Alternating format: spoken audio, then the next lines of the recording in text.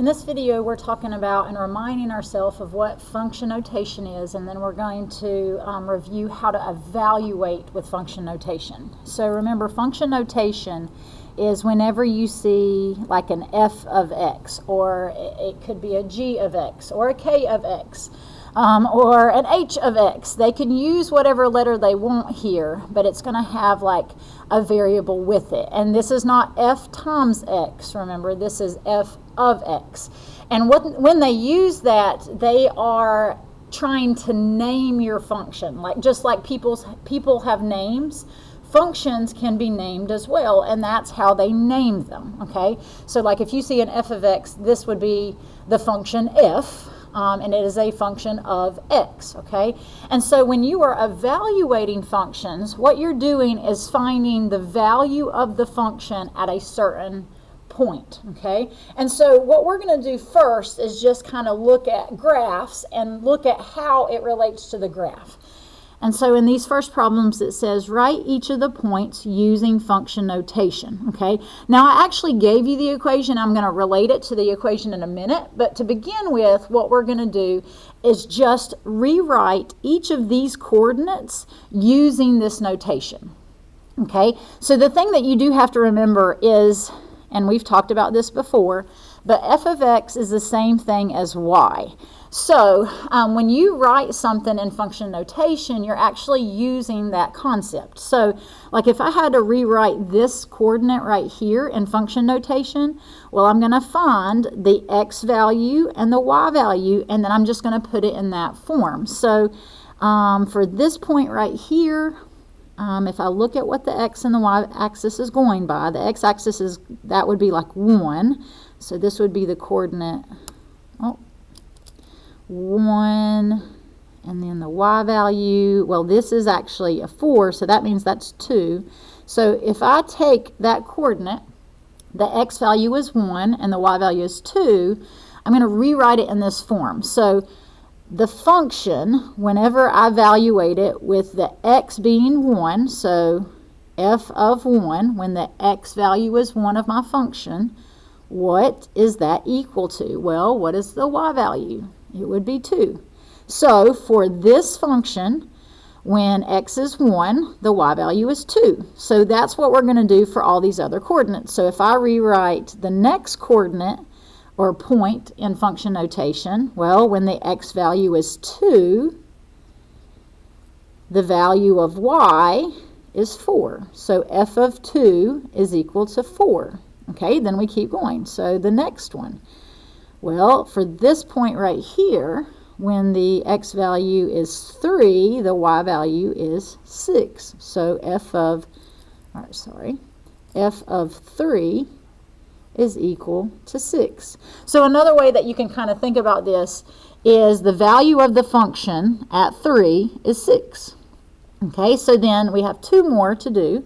So the value of the function at 4 is 8. So whenever I plug in a 4, I get 8. And then the last one, f of, when the x value is 5, what is the value of y, or what is the value of the function? So that would be 10. So that's just practicing writing the function notation and writing out the coordinates, okay? Now what does this have to do with the equation? Well, when you have done evaluating with function notation before, remember they replaced the x value with this. So you could actually have found this, the y value, without looking at the coordinates, and you could have actually used the equation instead. So like if you take the 1 and you plug it in for like the x, which in this case it's using an n instead, well, 2 times 1 is 2. So you could have actually found these values by plugging each of these numbers into that equation. Like notice 2 times 2 is 4. 2 times 3 is 6, so on and so forth. So that's another way to find it, okay? So if I took these coordinates and put them in function notation, that might actually be useful to know. So like if I have f of 1, notice in my graph, it's kind of hard to tell where that coordinate is. So if you can't see it from the graph, if you have the equation for it, you could just plug it in. So f of 1, I would take my equation and plug it in for my n. So 3 to the first power is 3. So that little dot would actually be at the coordinate 1, or would have the coordinate 1, 3. Okay, so then if we have to find the next dot, well, f of 2, that looks like it might be close to 10, but I don't think it's right on it, so I could plug this into my equation. So it'd be 3 to the second power. So 3 squared is 9. So that wasn't quite at 10. So the value of my function when the x value is 2 would be 9. Okay, and then you can keep going. So f of 3, we would plug in our 3, so it'd be 3 to the third, which ends up being 27. And then one more, f of 4.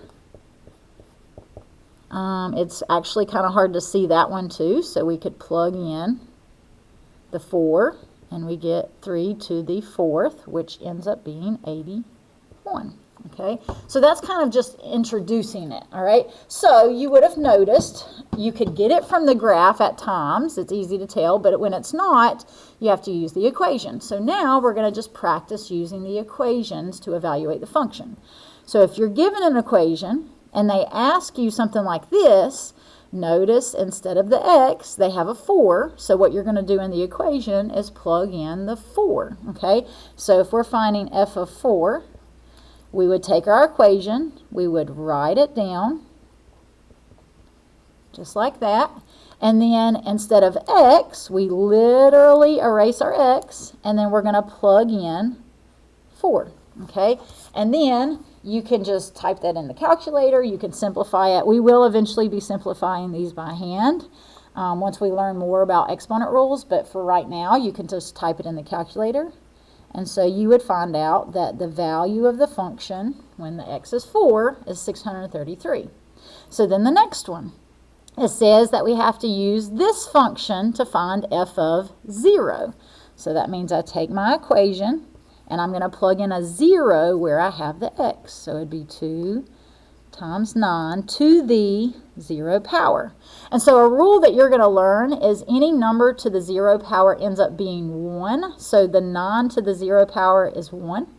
And so when I simplify this, that would end up being just 2 times 1, which is just 2. So f of 0 ends up being 2.